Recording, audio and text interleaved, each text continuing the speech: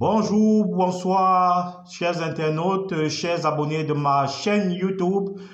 En fonction du lieu géographique où vous trouvez actuellement, bonjour, bonsoir. Une fois de plus, nous allons aborder aujourd'hui d'un sujet aussi très important. La question est celle de savoir, allons-nous lentement mais sûrement vers une dévaluation du franc CFA de la zone CEMAC? C'est la question que je pose et je mets à la table de mon analyse, de mon observation aujourd'hui. Allons-nous inéluctablement, lentement mais sûrement vers une dévaluation du franc CFA de la zone CEMAC? Et en préambule déjà, nous allons définir rapidement, je vais définir comme ça, ce que c'est que la zone CEMAC, c'est la communauté économique et monétaire de l'Afrique centrale, la zone CEMAC. Et cette zone-là est constituée principalement de 6 pays. Le Cameroun qui est le moteur de cette zone, le moteur économique et même démographique du moins.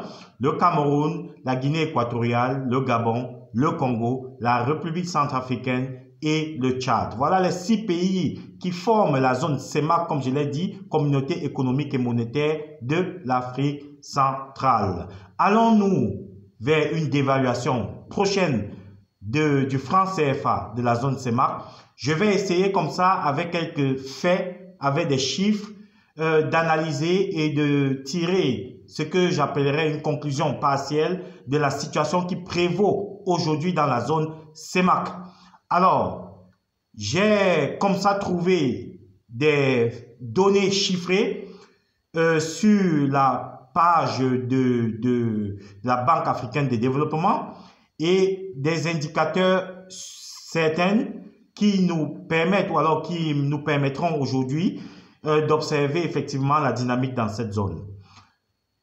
Prenons le cas du Cameroun. Le cas du Cameroun, selon la Banque mondiale, le Cameroun pour l'année 2020 a eu un PIB, c'est-à-dire l'année passée, a eu un PIB de 39,04 milliards de dollars américains. Je répète, 39,4 milliards de dollars américains en 2020, le PIB du Cameroun. Le second PIB de cette zone, c'est le PIB du Gabon. Le Gabon, en la même année 2020, a eu un PIB de 15,15 milliards de dollars US américains. Le troisième PIB de cette zone, c'est le PIB du Congo-Brazzaville, qui s'élevait en 2020 à 9,9 milliards de dollars américains.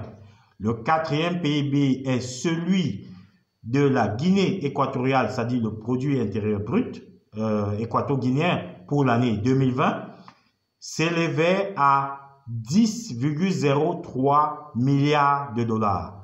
Le cinquième PIB de la zone CEMAC, c'est-à-dire celui de la République centrafricaine, s'élevait pour la même année 2020 à 2,3 milliards de dollars. Le sixième et dernier PIB est celui du Tchad pour l'année 2020 qui s'élevait à 10,5 milliards de dollars.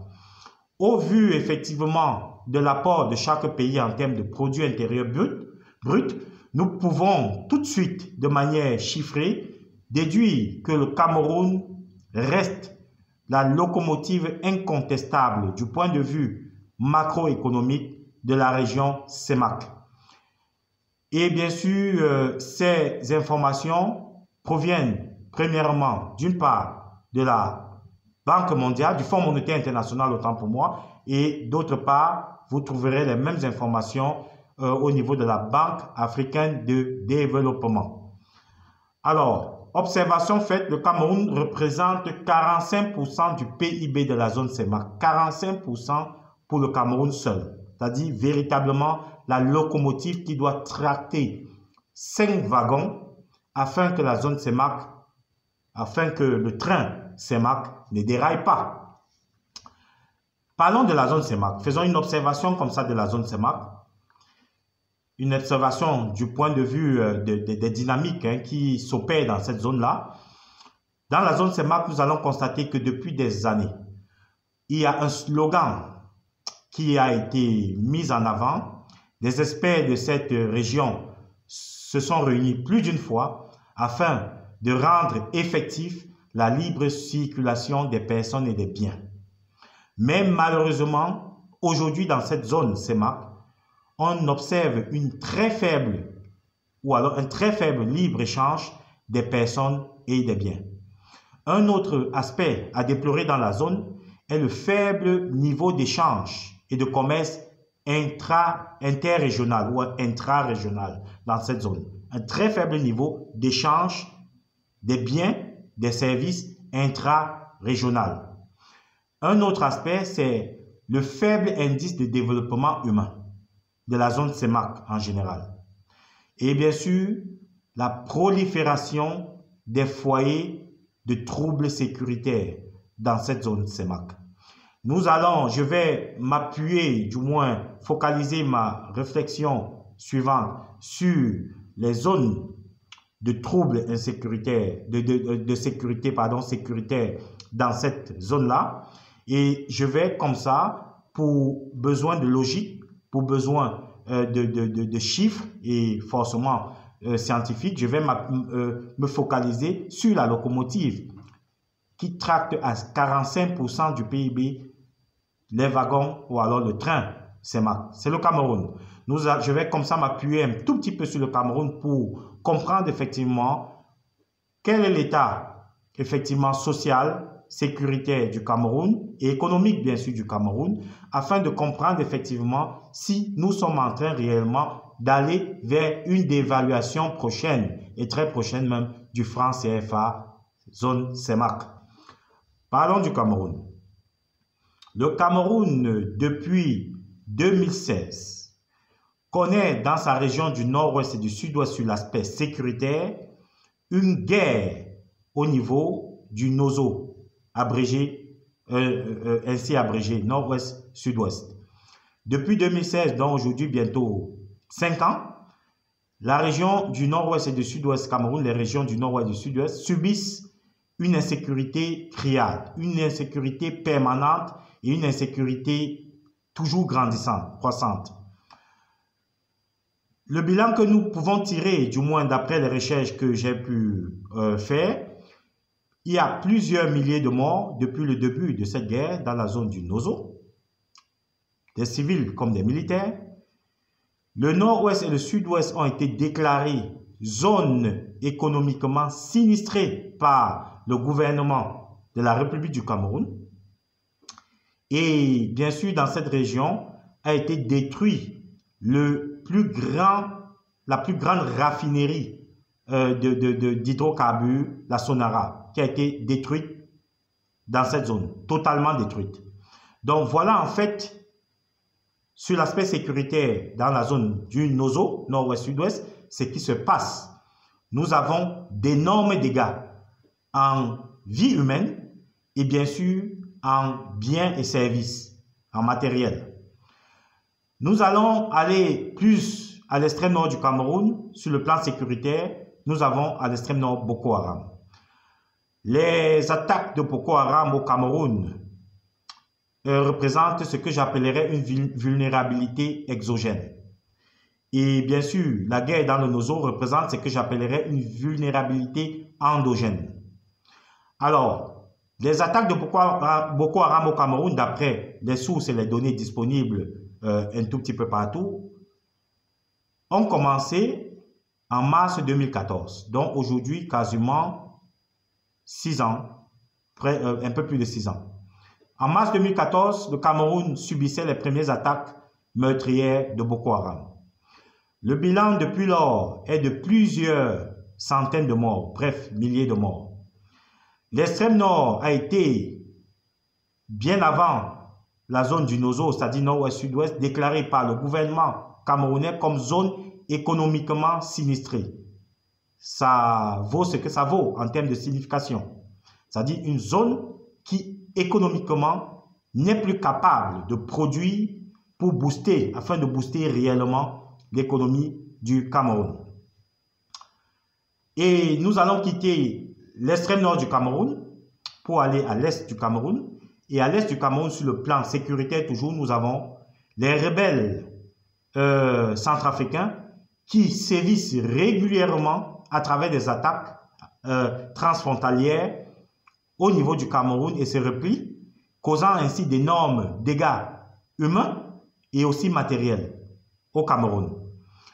Nous savons très bien que la Centrafrique a et reste depuis des décennies le ventre mou, ou alors un des ventres mous de la sécurité au niveau de la zone CEMAC, parce que un pays pourtant hyper riche en termes de potentiel matières premières, mais dans une déstabilisation qui dure depuis longtemps.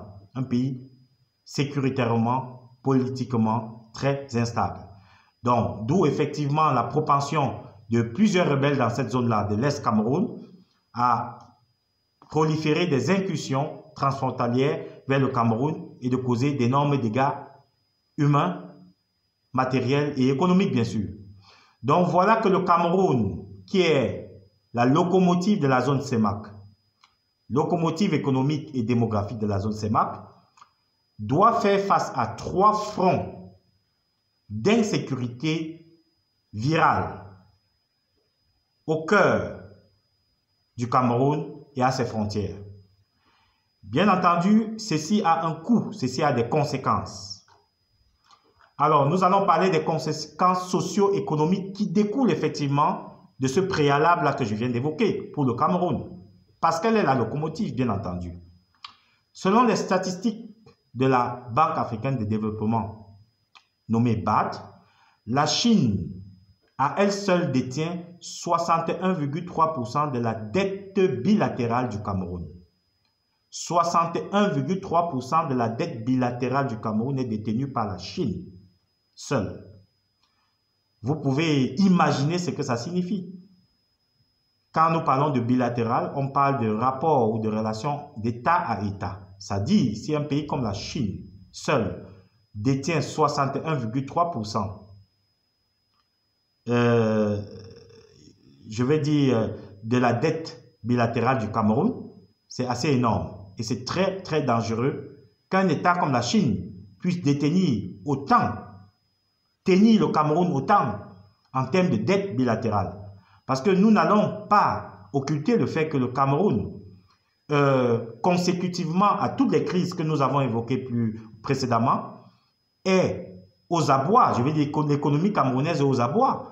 Le gouvernement camerounais, très souvent, doit compter sur la France pour trouver, comment dire, un intercesseur auprès du FMI et parfois la Banque mondiale, afin de pouvoir payer même certains salaires de fonctionnaires.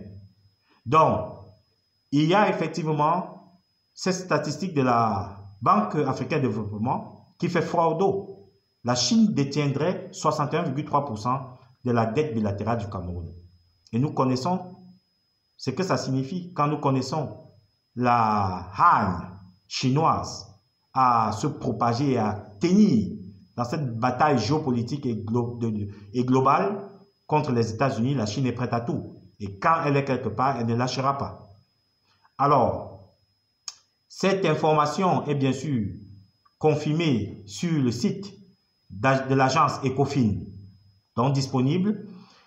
Nous avons au niveau des conséquences socio-économiques qui en découlent de ces 3 foyers de tension, il y a le recrutement en masse des jeunes Camerounais dans l'armée. C'est une conséquence sociale du moins.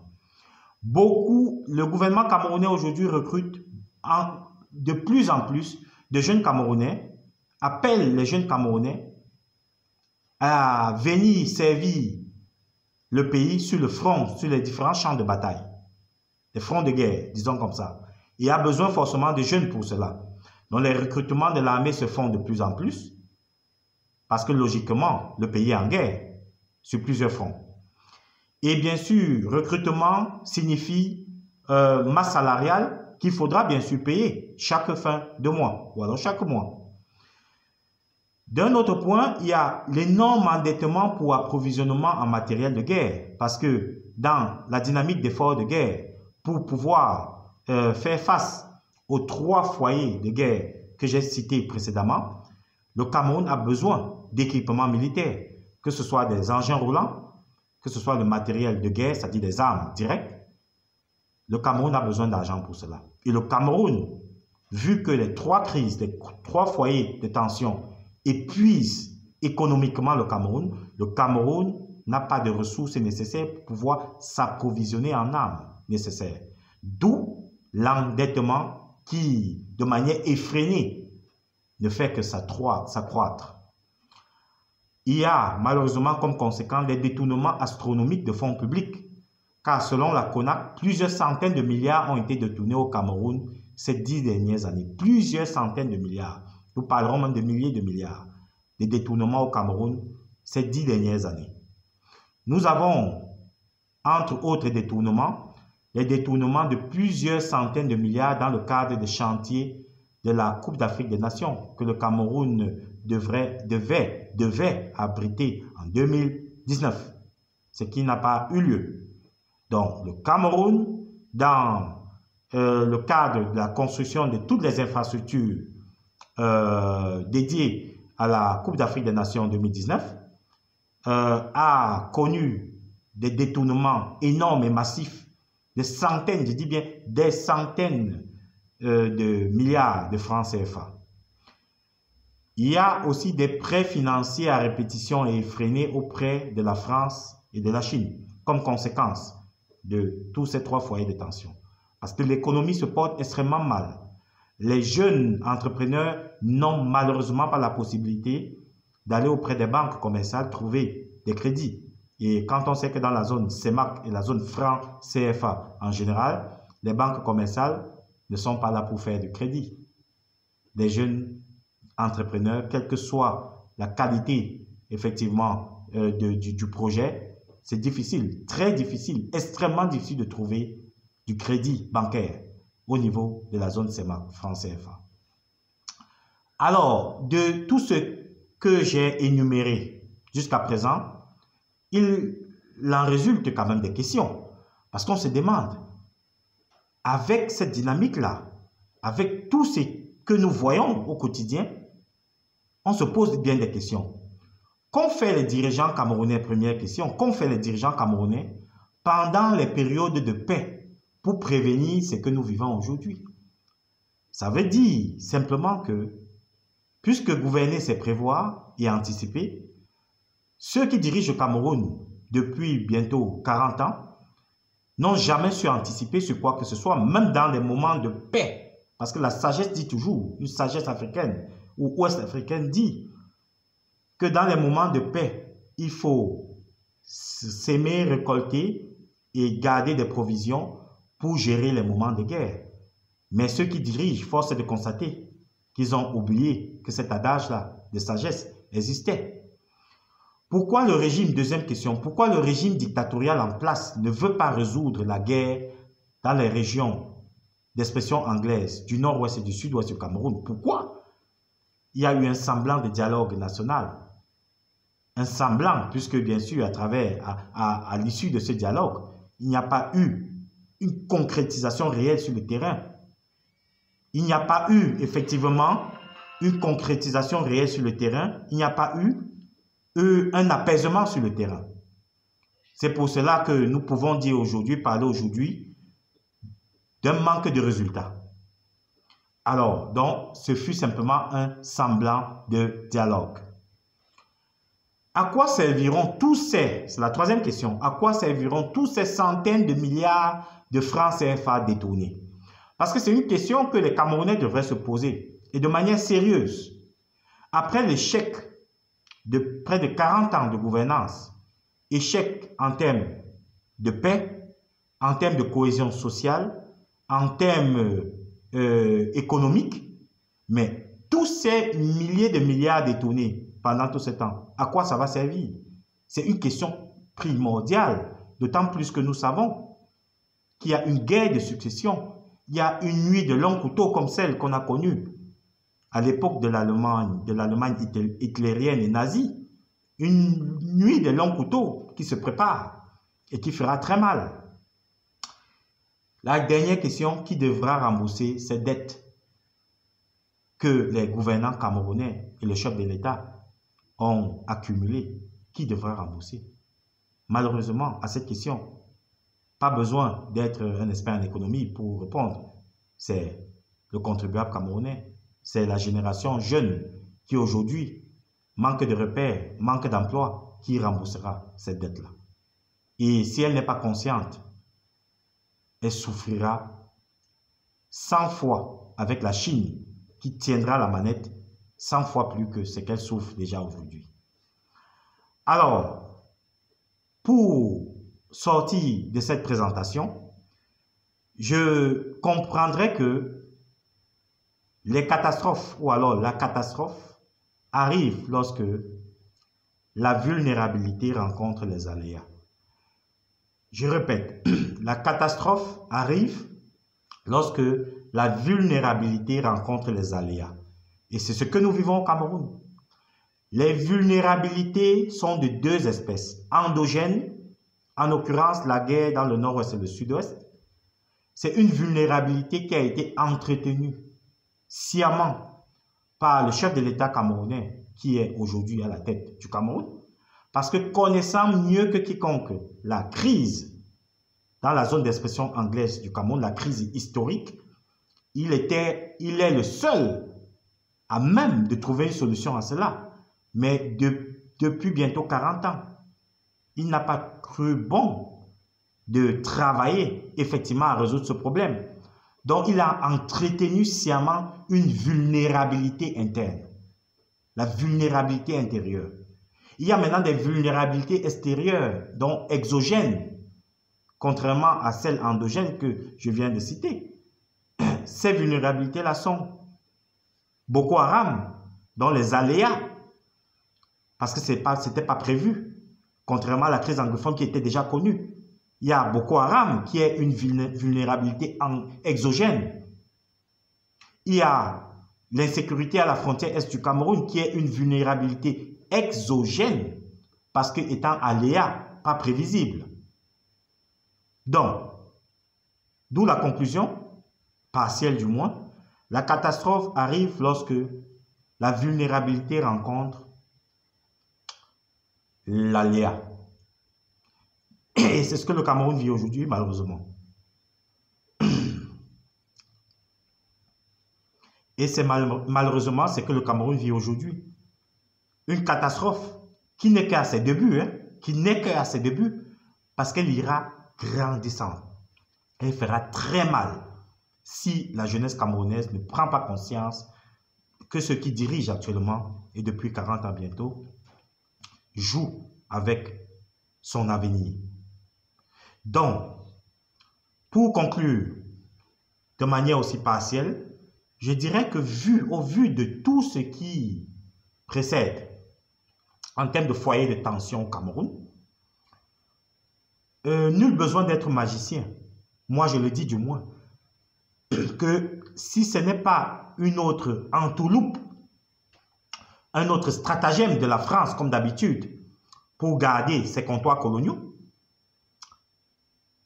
le franc CFA de la zone CEMAC sera dévalué dans les prochains mois. Nous avons le Covid qui affaiblit le commerce mondial et forcément un impact sur le commerce au Cameroun et sur le PIB naturellement. Pour un pays comme le Cameroun, c'est beaucoup. Et je n'ai pas besoin d'être un expert en économie, macro ou micro, pour déclarer, peut-être pas affirmer, que dans 2-3 ans, si ça continue ainsi, le CFA, CEMAC sera automatiquement dévalué, à moins que la France, comme d'habitude dans ses pirouettes et ses stratagèmes, intercède auprès de la Banque mondiale du FMI afin de renflouer les caisses du Cameroun au détriment des richesses naturelles du Cameroun, bien sûr, qui seront ainsi clochardisées. Et vous comprendrez pourquoi, j'ai dit bien pourquoi, selon mon analyse, l'intensification ces derniers mois des exactions de l'armée camerounaise, du moins, d'après les reproches qui sont faits par les organisations internationales, les exactions qui sont faites sur les populations civiles en masse dans la région du Nord et du Sud-Ouest se répètent et vont crescendo, c'est parce que le temps ne joue pas en faveur du régime de Yaoundé. Le régime de Yaoundé constate que le danger d'une dévaluation pointe à l'horizon et plus la guerre dure, plus l'usure, la guerre d'usure imposée par les groupes soi-disant sécessionnistes dure, l'économie du Cameroun se fragilise de plus en plus. C'est une corrélation tout à fait logique. Plus cette guerre dure, plus le Cameroun en souffre. Et une dévaluation pointe à l'horizon. Raison pour laquelle, stratégiquement, le régime de Yaoundé fait tout pour détruire ces rebelles, ces sécessionnistes, autant pour moi, ces sécessionnistes, en guillemets encore, et rapidement, avec l'aide de la France, dans le Nozo. D'où autant d'exactions. C'est pour cela, bien sûr, que j'ai intitulé cet exposé ainsi. C'est pour cette raison que je l'ai intitulé ainsi. Éviter la dévaluation du franc CFA CEMAC au prix du sang. Éviter la dévaluation du franc CFA CEMAC au prix du sang. Et du sang des Camerounais, du sang des innocents, tant dans l'armée que des civils. C'est malheureux parce que cette crise est résolvable et résolvable de manière politique. Elle ne pourra être résolue que de manière politique et seul le chef d'État du Cameroun a les clés de cette crise dans les mains. C'est connu. Donc vivement que le chef de l'État du Cameroun, M. Biya, puisse résoudre cette crise. Et s'il ne peut pas, je peux vous rassurer que le Cameroun, déjà que les nuages sombres tapissent le ciel du Cameroun depuis des années, ça ira de mal en pire. Vivement qu'une solution soit trouvée au Nozo, une solution de paix et ramener les belligérants autour d'une table de manière sincère et qu'ainsi qu'on en profite pour évacuer tout le contentieux historique qui pèse sur la mémoire collective camerounaise comme une chape de plomb et qui nous empêche réellement d'avancer, quoique nous avons tout le potentiel nécessaire humain pour pouvoir être le Eldorado. Jeunesse camerounaise, prenez conscience, l'heure est grave et c'est votre avenir qui se joue à l'instant au Nozo. C'est l'avenir du Cameroun qui se joue à l'instant au Nozo. C'est l'avenir de la jeunesse camerounaise qui se joue à l'instant au Nozo. Cette jeunesse doit comprendre les enjeux. Raison pour laquelle je fais cette vidéo afin qu'une multitude puisse comprendre véritablement l'urgence de l'heure. Salut à vous, bonne journée ou bonne soirée en fonction du lieu géographique où vous vous trouvez. Bye bye.